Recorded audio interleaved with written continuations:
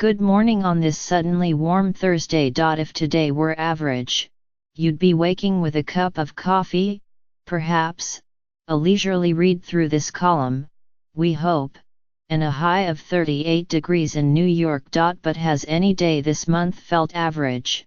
The first 8 days of January were bone-chillingly cold. The thermometer didn't budge past freezing once.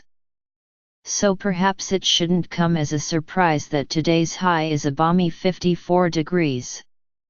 Tomorrow, it could be as warm as 60. As the city seesaws between freeze and defrost, we wanted to know, what's up with this wonky weather?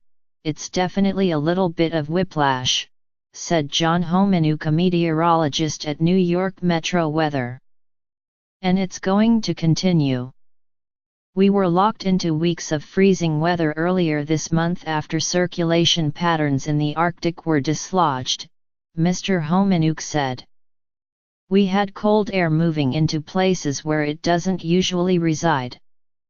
But that pattern is starting to break down, Mr. Homenuk added.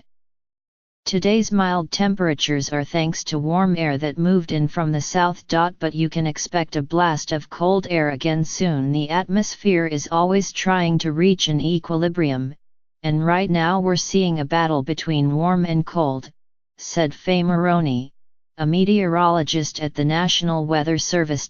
For the next few days, we're looking at temperatures in the 50s. Rain will begin tomorrow, before the mercury plummets below freezing again on Sunday. The National Weather Service and the Governor's Office are warning about potential flooding today and through the weekend as snow melts and rain causes the rivers to rise. When you have this extra water content in snow and ice, and then warm things up, and then put heavy rain onto it, that leads to an enhanced threat of flooding, Mr. Homenuk said. That includes the streets of New York, if on a smaller scale. You can expect a lot more water on the New York City sidewalks than from a normal rain event, Mr. Homenuk said. Here's what else is happening. A bodega owner in Brooklyn has been taking in the homeless for the past 14 years and giving them a warm place to stay in the store's cellar.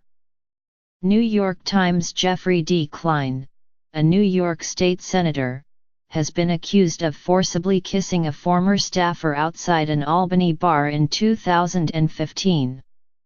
New York Times. Senator Kirsten Gillibrand plans to try and block the confirmation of Jeffrey S. Berman if he is nominated by the president to be the United States Attorney in Manhattan. New York Times. New York City is taking a harder stance against climate change, filing a lawsuit against 5 major oil companies and urging pension funds to divest from companies related to fossil fuels. New York Times. Facing the threat of a lawsuit, a West Side condominium building is asking a Manhattan judge to ensure its right to remove the Trump name from its facade. New York Times. A new investigative unit, led by Councilman Richie Torres of the Bronx, will be responsible for looking over the operations of city agencies. New York Times. A 24-year-old man now appreciates clean living in a calm home after ridding himself of psychotropic medications and facing times of homelessness. New York Times. During the last theater season, Broadway has seen an audience uptick of local New Yorkers. New York Times. Dr. James Melius, an advocate for workers' health and the medical care of first responders after the World Trade Center attacks, died at 69. New York Times. The New Jersey governor-elect, Phil Murphy, called for the resignation of 100 senior staff members of New Jersey Transit. NBC New York. Anthony Weiner and Huma Abedin agreed to finalize their divorce out of court in an effort to spare their 6-year-old son embarrassment. New York Daily News. Over 5,000 pieces of luggage are still stranded at Kennedy Airport, 3 days after a water main break caused major disorder for travelers. New York Post. Today's Metropolitan Diary, rescuing Abby K. Dabby. For a global look at what's happening, see your morning briefing and evening of salsa, hosted by the Balmere Latin Dance Studio, at the Brooklyn Museum. 6 p.m. Free. The work of more than 40 Japanese artists will be on display at Japanism at One Art Space in Tribeca. 6 p.m. Free. A conversation about modesty in fashion from different cultures at the Jewish Museum. 6:30 p.m. Free. Donation requested. The author Katie Tur discusses her book, Unbelievable, My Front Row Seat to the Craziest Campaign in American History, at Greenlight Bookstore in Fort Greene, Brooklyn. 7:30 p.m. Free. Alternate side parking is suspended through Saturday for snow operations. For more events, see the New York Times' Arts and Entertainment Guide. Jazz enthusiasts, tune in. Winter Jazz Fest, the star-studded music festival, is this week. While slightly smaller than years past, which organizers attributed, in part, to the local musicians' union seeking higher pay for the artists this year, there are still plenty of talks, tributes, and performances at venues across Greenwich Village and Lower Manhattan. On tap today, the singer Jose James performs the music of Bill Withers at Le Poisson Rouge at 7 p.m. $30, and Jill Peterson performs a DJ set at Neblu at 9 p.m.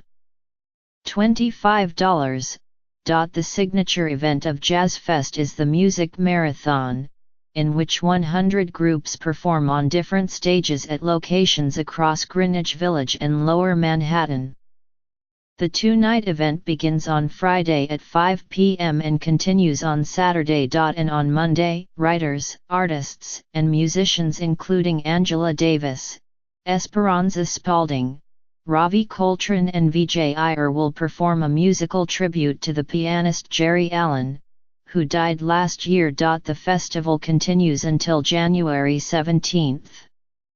You can see the full lineup here. New York Today is a morning roundup that is published weekdays at 6 a.m. If you don't get it in your inbox already, you can sign up to receive it by email here. For updates throughout the day, like us on Facebook. What would you like to see here to start your day? Post a comment, email us at newyorktoday@newyorktimes.com, or reach us via Twitter using number NYToday. Follow the New York Today columnists Alexandra Levine and Jonathan Wolfe on Twitter. You can find the latest New York Today at newyorktoday.com.